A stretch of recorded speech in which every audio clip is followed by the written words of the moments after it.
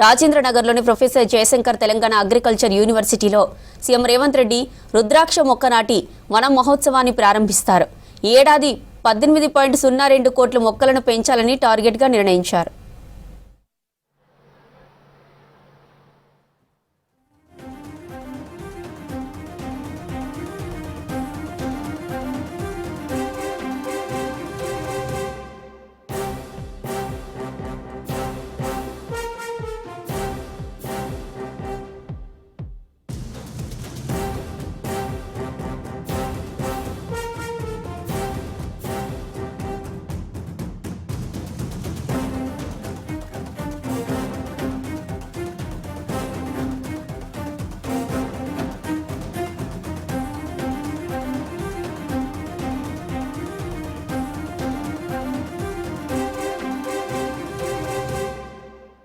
Environment అటవీ పర్యావరణ శాఖ మంత్రులు దేవాదాయ శాఖ మంత్రులు కొండా సురేఖ్ గారు ఇంకా ఇతర పెద్దలు మొక్కలు నాటి వస్తున్నారు.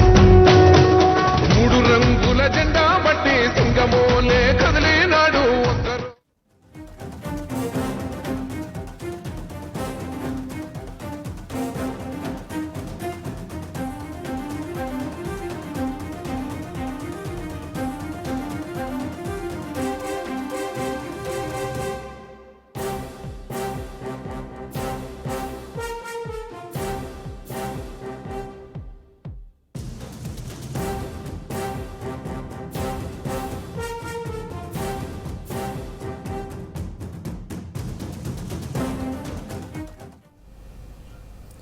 వన మహోత్సవ కార్యక్రమాన్ని ఇవాళ రాష్ట్ర ముఖ్యమంత్రి రేవంత్ రెడ్డి ప్రారంభించారు.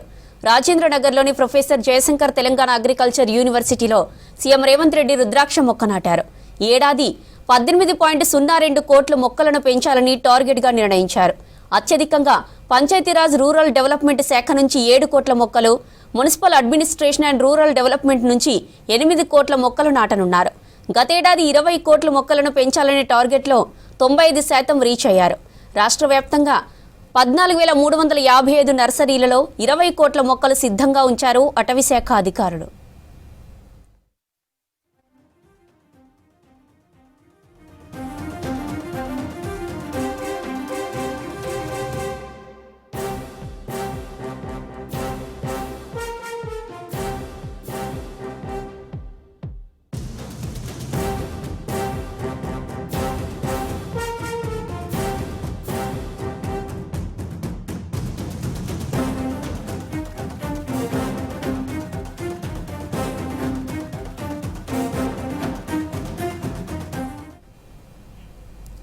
వన మహోత్సవ కార్యక్రమాన్ని ఇవాళ రాష్ట్ర ముఖ్యమంత్రి రేవంత్ రెడ్డి ప్రారంభించారు.